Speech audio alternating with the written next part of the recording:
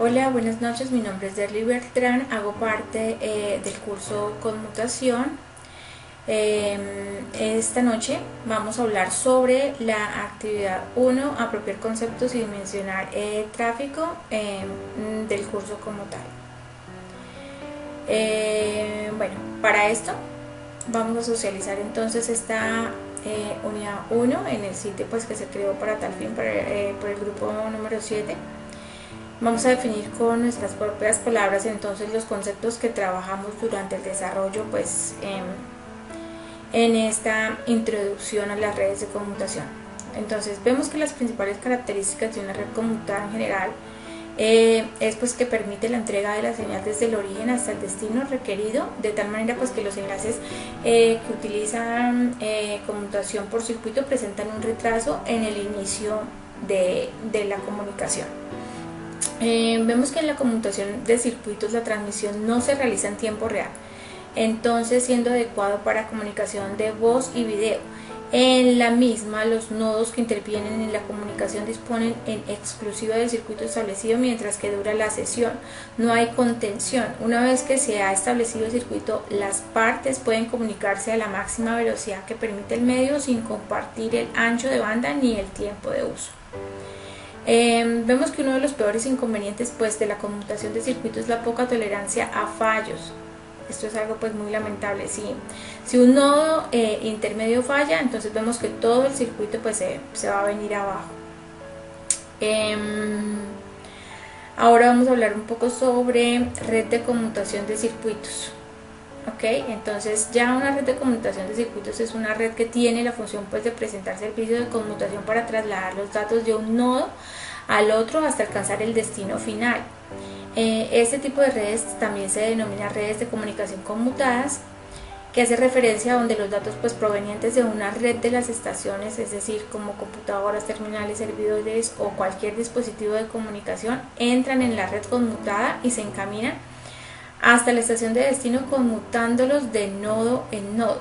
Entonces un caso típico es la red conmutada, donde los enlaces troncales permiten cursar múltiples llamadas simultáneamente. Aquí vemos esta conmutación de circuitos. Tenemos aquí los abonados, tenemos entonces las centrales aquí locales y la central primaria.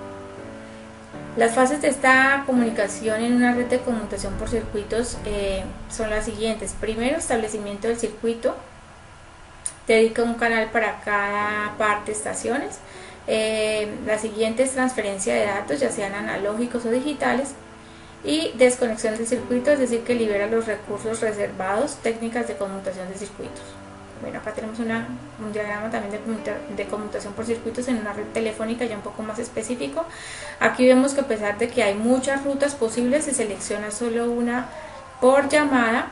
Y también vemos que una vez que se establece una llamada, pues toda la comunicación tiene lugar en esta ruta que estamos observando acá, o circuito, y se dedica un circuito a la llamada en toda su duración.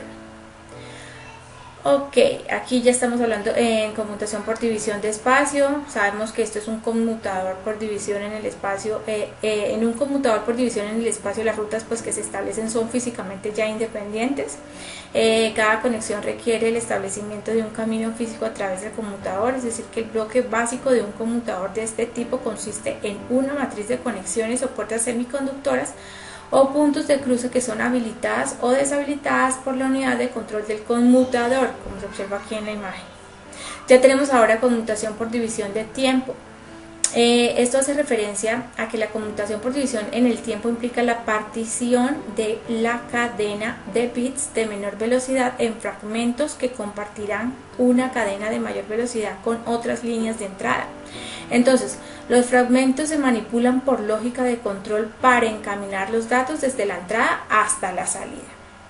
Se dice que una de las técnicas más utilizadas de conmutación por división en el tiempo es la conmutación mediante voz TDM.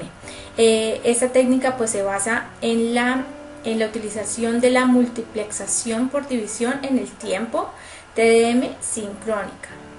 Bueno, aquí ya vemos cuáles son los procesos de señalización en una red conmutada por circuitos. Y aquí ya vemos cuál es el diagrama. División en el tiempo, como ustedes lo pueden observar.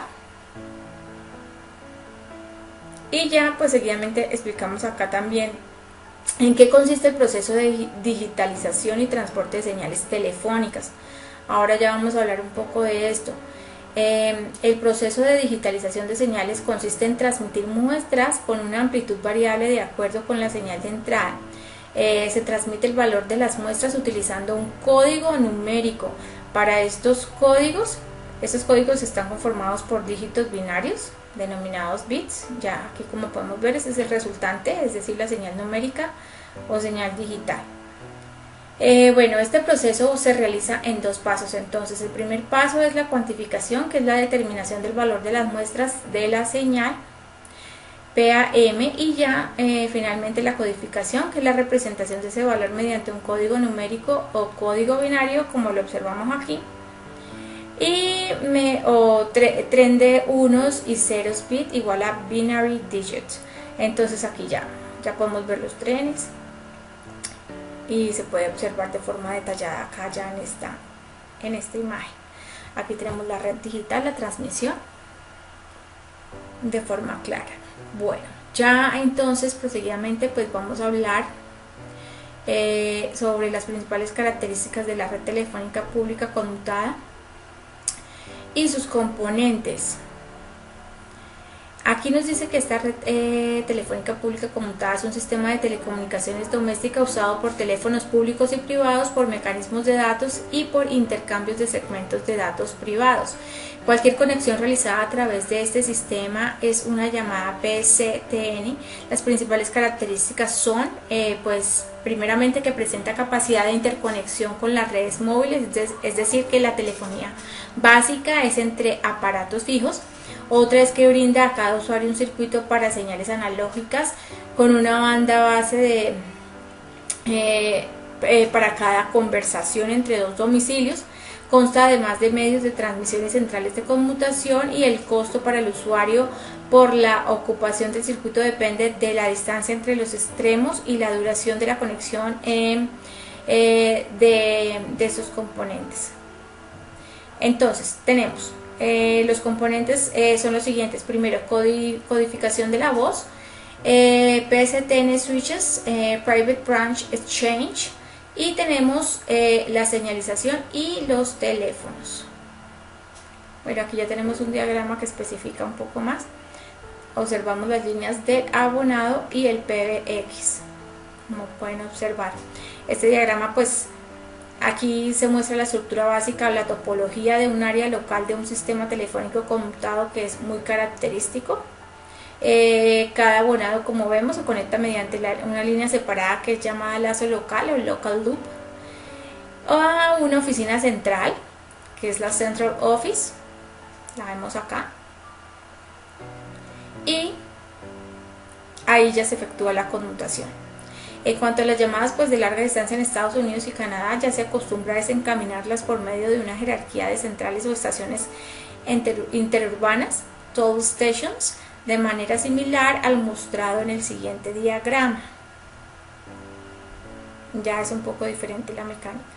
La oficina central local, también llamada oficina terminal, end office, está en la parte más baja de la jerarquía. Ok. Bueno, acá ya tenemos entonces los componentes de la telefonía PSTN. Dicen que inicialmente, pues, la voz se envía sobre el canal de teléfono como una transmisión análoga. Cuando la transmisión alcanza el nivel ya del punto de entrada en la PSTN, se digitaliza haciendo una transportación a través de esta misma hacia el otro extremo. Entonces, los switches de esta telefonía. Entonces dicen que hay varios tipos de switches.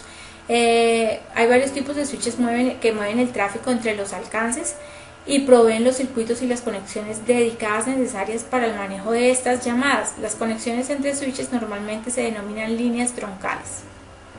Ok, tenemos acá otro componente, que es el PBX, que es una Private Branch Exchange. Es la base de la mayoría de las redes corporativas de voz, y típicamente, pues, una red telefónica corporativa es distinta a un sistema telefónico residencial. Señalización. Hace referencia cuando se realiza una llamada telefónica. Los protocolos de señalización encuentran la ruta al destinatario, se establecen conexiones entre interruptores y libera estas conexiones una vez concluida la llamada. Tenemos también los teléfonos, el teléfono análogo, el teléfono digital. Bueno, aquí ya se habla un poco sobre el concepto de tráfico telefónico. Nos dice que el tráfico telefónico se puede expresar como el producto del número de llamadas durante una hora n, o por la duración promedio de m de las llamadas expresada como fracción de la hora. Tipos de unidad de medida del tráfico telefónico, acá lo tenemos: el tráfico abonado, el tráfico interno. Bueno, los tipos de medida de tráfico más utilizados: el RLAN-B, tenemos el Extended RLAN-B, bueno, RLAN-C, ahí están especificados cada uno de ellos.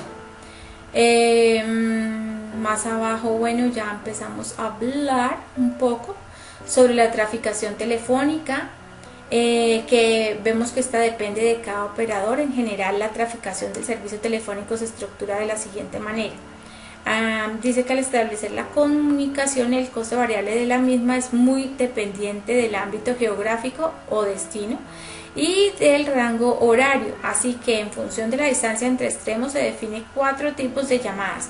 La primera es metropolitanas, la segunda provinciales, tercera interprovinciales y ya finalmente las internacionales, según entonces el rango de horario, en el que se suelen contemplar por lo menos 3 tarifas, aplicándose un descuento distinto en cada una de ellas. ¿Okay? Bueno, aquí ya más o menos estamos hablando entonces sobre definir pues también las características, protocolos y usos de estos sistemas de señalización. SS7, además pues de definir mensajes de señalización como los que vemos aquí.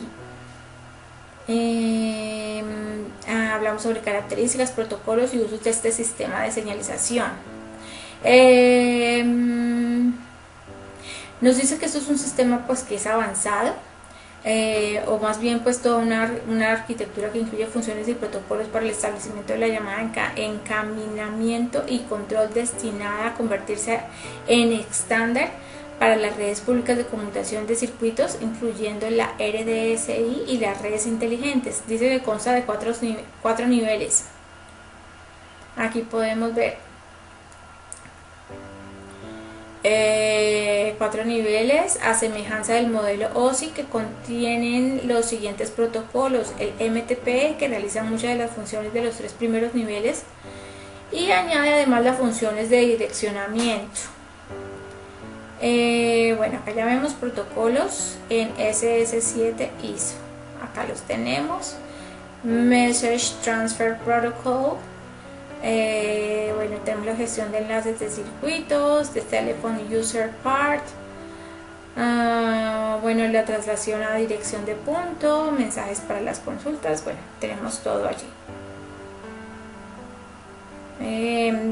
Aquí es interesante remarcar el hecho de que mientras el SS7 se emplea solo para la señalización entre nodos de la red telefónica pública, en el caso de la RDSI, la señalización por canal de extiende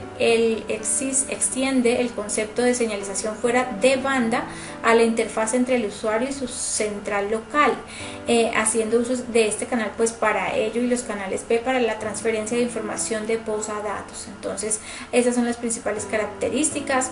La primera y más importante es que es un sistema de señalización por canal común. Otra es que se utiliza para intercambio de señalización entre centrales de control por programas de almacenado, y su utilización también masiva tiende a la estructuración de 2 redes separadas, una de tráfico, voz, fax, entre otras. También es que la red de señalización se estructura con nodos llamados puntos de señalización, PS, y puntos de transferencia de señalización. También nos dice que en SS7 se distinguen 2 redes separadas: la red de tráfico, que se utiliza para proporcionar los servicios, es decir, para cursar las comunicaciones telefónicas, y la red de señalización, que se utiliza para transmitir señalización. Bueno, aquí ya hablamos un poco sobre los mensajes de señalización. Tenemos el mensaje CON, mensaje SAM, mensajes INF, INR. Aquí tenemos ya unos ejercicios prácticos de acuerdo a todos los conceptos que definimos en el primer punto. Esto pues lo tratamos en la primera unidad. Ya diagramamos aquí con las propias palabras el establecimiento y control y liberación de llamadas básicas del SS7 mediante ISUP, parte de usuarios, a través del análisis explícito del intercambio de mensajes de señalización. Y posteriormente ya pues concluimos con esta imagen, que es cuando el switch B recibe y se desconecta de la troncal y le pone un estado de espera, genera un RLC para el switch A y lo envía por el enlace BX. Bueno, esto ha sido básicamente todo. Agradezco mucho la atención prestada y pues nos vemos en una próxima oportunidad. Cordial saludo, mi nombre es Juan Acevedo, soy estudiante de la Universidad Abierta de Distancia del curso de conmutación del grupo 2080-53-7. En este video se va a hacer la sustentación de la unidad 2 correspondiente a la conmutación de paquetes. El trabajo está presentado al tutor Mario Andrés Ramos. Entonces, en la conmutación de paquetes se trata sobre cómo se envían los archivos de datos a través de una red, cómo llegan a su destino. Esto funciona cuando tenemos un usuario A o un usuario B que se quieren comunicar o se quieren enviar paquetes. En este ejemplo que tenemos aquí en la parte derecha tengo tres usuarios, el usuario A, el usuario B, el usuario C, y el usuario A y el usuario B envían paquetes al usuario C. Se ven en diferente color. El usuario A es un paquete de color verde y el usuario B un paquete de color rojo, ya que los paquetes son segmentados y son etiquetados de acuerdo al tipo de dato para que la red conmutada permita darles una prioridad y conmutar para llegar al usuario C de una forma correcta. Entonces el paquete no se envía como un documento completo, sino en pequeños paquetes de datos. Las ventajas de la conmutación de paquetes es que forman una cola y se transmiten lo más rápido posible, permiten la conversión en la velocidad de los datos, la red puede seguir aceptando datos aunque la transmisión se haga un poco más lenta, y existe la posibilidad de manejar prioridades. Entonces era lo que estaba explicando acá. Él segmenta los paquetes y determina cuál debe llegar primero al usuario. Esto, por ejemplo, si el usuario A está enviando un correo electrónico, es un tipo de paquete diferente a que si el usuario B le está realizando una llamada al usuario C. Son diferentes tipos de paquetes que van a viajar por esta red, y la conmutación permite determinar qué prioridad tiene para que se envíe primero un paquete que otro. Y también se pueden enviar más usuarios acá simultáneamente, pueden enviar paquetes. Hay técnicas de conmutación. Para la utilización de la conmutación de paquetes se han definido dos tipos de técnicas, que son los datagramas y los circuitos virtuales. Esto también se puede clasificar en conmutación de paquetes sin conexión, también conocido como conmutación de datagramas, y conmutación de paquetes orientados a la conexión, también conocido como conmutación de circuitos virtuales. En el sistema sin conexión se debe transportar toda la información de direccionamiento en cada paquete. En el sistema orientado a la conexión, la red predetermina la ruta para un paquete y cada paquete solo tiene que transportar un identificador. En estas técnicas se utilizan protocolos de conmutación de paquetes. En los protocolos más conocidos tenemos X25, Frame Relay y ATM. X25 es un protocolo de capa de red que establece circuitos virtuales a través de la red con paquetes. El número de canal identifica la SBC, los paquetes rotulados con el número de canal, y se envía a la dirección correspondiente. En las aplicaciones de lectores de tarjeta de puntos de venta, esos lectores utilizan X25 en el modo de conexión telefónica para validar las transacciones. Tiene un ancho de banda bajo y la latencia alta, con un bajo costo. La velocidad varía de 2400 bits a 2 megabits. Las redes públicas superan los 64 kilobits. Actualmente esta tecnología está en decadencia y está siendo sustituida por tecnologías de capa 2 como FRAN Relay, ATM o ADSL. Se sigue utilizando en algunos países en vías de desarrollo. Por otro lado, entonces tenemos FRAN Relay, que se diferencia de X25 en que es un protocolo mucho más sencillo, funciona a nivel de capa de enlace y no de datos. No realiza ningún control de errores o flujo, tiene velocidades de hasta 4 megabits. Tenemos ATM. ATM transfiere voz, video y datos a través de redes privadas y públicas.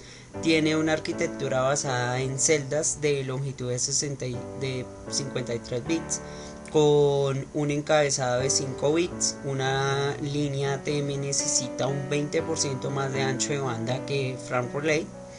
ATM es muy escalable y soporta velocidades hasta 622 megabits y superiores. Bueno, entonces la red conmutada de paquetes, a diferencia de la conmutación de circuitos, la conmutación de paquetes divide los datos en tráfico, en paquetes que se enrutan a través de una red compartida.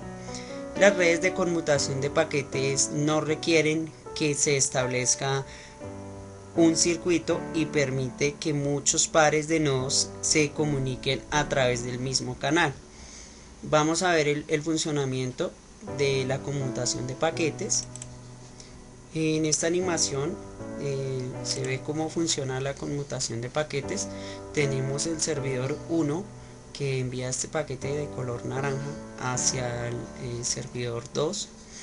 Entonces lo que podemos evidenciar en la animación es una vez que el paquete atraviesa la red del proveedor de servicios, llega al segundo switch del proveedor y el paquete se agrega a la cola y se reenvía después de que reenvíe todos los otros paquetes en la cola. Finalmente el paquete llega a nuestro servidor 2, llega a su destino. Esta es la forma como funciona la conmutación de paquetes. Entonces un ejemplo de un sistema orientado a la conexión es FRAN Relay. En el caso de FRAN Relay, los identificadores utilizados se denominan identificadores de conexión de enlace de datos de LCI.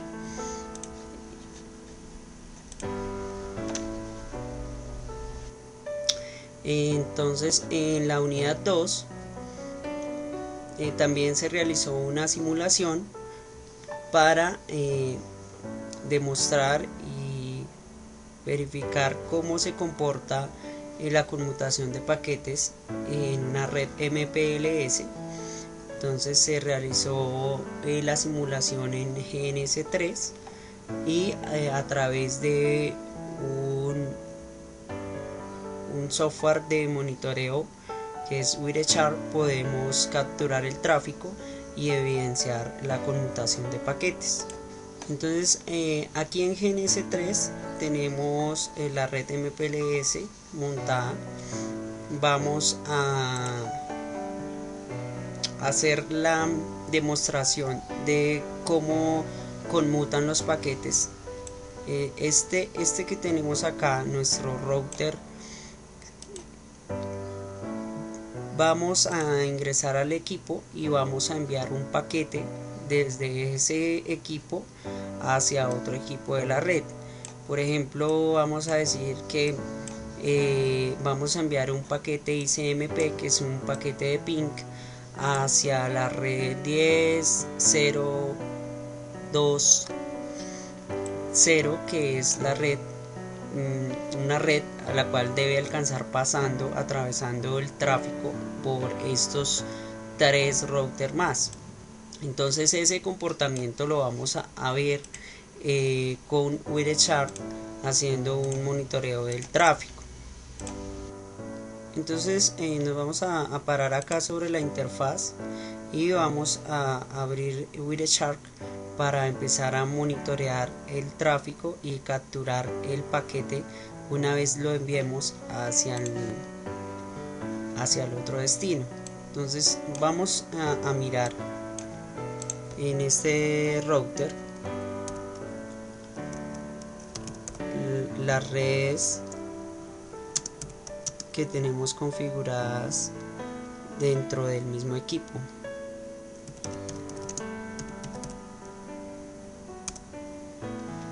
Entonces aquí vemos que en ese equipo tenemos por la interfaz Ethernet 00 la red 172.16.1, o sea, desde este origen vamos a hacer el envío del paquete.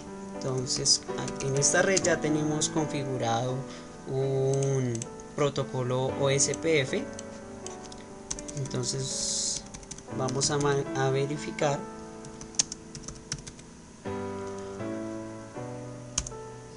cuáles redes está aprendiendo ese equipo. Ese equipo está aprendiendo redes por OSPF y redes directamente conectadas. Entonces a la red que nosotros vamos a enviarle un paquete, que es la 10.0.2.0, la está aprendiendo por OSPF. Entonces vamos a ver cuando nosotros realicemos el envío de ese paquete hacia ese nodo, nos capture el tráfico y vamos a observar cómo conmuta. En este momento ya está haciendo el envío del paquete. Entonces aquí hicimos el envío del paquete, es un paquete ICMP, abrimos Wireshark y aquí vamos a ver entonces que ese paquete, él está enviando estos paquetes Hello, son del protocolo OSPF, ¿sí? LDP y OSPF por la loopback. Estos paquetes que se envían constantemente son del protocolo de enrutamiento OSPF que tiene configurado. Vamos a enviar nuevamente un paquete de ping, pero lo vamos a enviar un paquete de 100 para poder verificar un poco más a detalle la captura de ese tráfico. Entonces en este momento está haciendo el envío de ese paquete y acá lo vemos que está enviando los paquetes de tipo ICMP desde la dirección 172.16.1.2 hasta la 10.0.2.1. esos son los paquetes ICMP. Por eso aquí Wireshark los muestra diferente color. Es diferente el que envía en color verde, que es del protocolo SPF, al que está enviando ICMP. Es lo mismo que mostraban en la presentación del usuario A, del usuario B, que envían paquetes y están segmentados en diferente color porque él realiza el envío en paquetes más pequeños, pero siempre dándole una prioridad y determinando la etiqueta qué tipo de paquete es el que se está enviando. Ese es acá, como hicimos en el ejemplo, nuestro router 5 de la red MPLS realizó un envío de un paquete ICMP, un paquete de ping hacia otra red, y acá estamos viendo precisamente es un paquete que se envía desde este router hacia este router de acá. Entonces él atraviesa todo este tráfico para poder llegar hacia allá. Y este ejemplo de conmutación de paquetes lo realizamos en el simulador GNS3 con una red MPLS. Y esa es la forma como funciona la conmutación de paquetes. Cordial saludo, mi nombre es Edwin Cordero. Voy a dar una pequeña explicación sobre la conmutación óptica. Esto para el curso de... Entonces, tenemos que la conmutación óptica está compuesta por redes ópticas, para valga la redundancia, y a través de dispositivos intermedios. Se propone como una gran alternativa a diferentes soluciones de cuello de botella que se presentan en circuitos conmutadores electrónicos. Presenta altas tasas de transmisión de datos.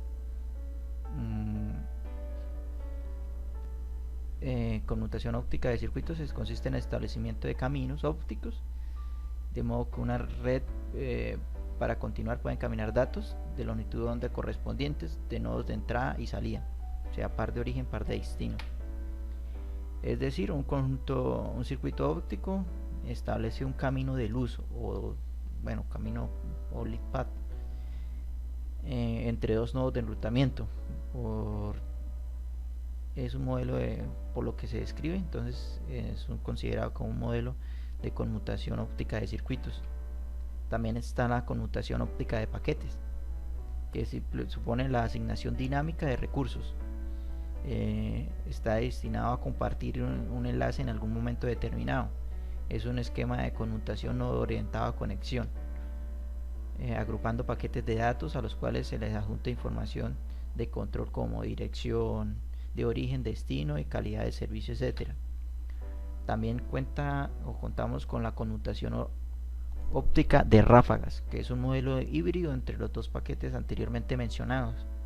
Dice que es una técnica de conmutación óptica que se sitúa entre la conmutación de circuitos, como dijimos, y que se le asignan canales fijos, y es de la más compleja de las conmutación óptica, y es más compleja que la conmutación óptica de paquetes. Dice que agrupan varios paquetes en un mismo destino en un contenedor más grande que se llama ráfagas y que lo transmiten de un extremo a otro. Bueno, entre estas características de los sistemas ópticos mencionados, entonces tenemos que la conmutación óptica de circuitos presenta ancho de banda bajo, una latencia alta, tolerancia a fallos bajo. Acá entre la implementación, entonces tenemos de que en realidad para implementarlo es sencillo, tenemos bajo en todos. Ahora, la conmutación óptica de circuitos, tenemos que un ancho de banda alto, tolerancia a fallos, pues se presenta una alta, y digamos que para implementarlo entonces maneja una dificultad alta, flexibilidad alta y alta, entonces no sería muy conveniente. Ahora, y en cuanto a la conmutación óptica de ráfagas, presentamos un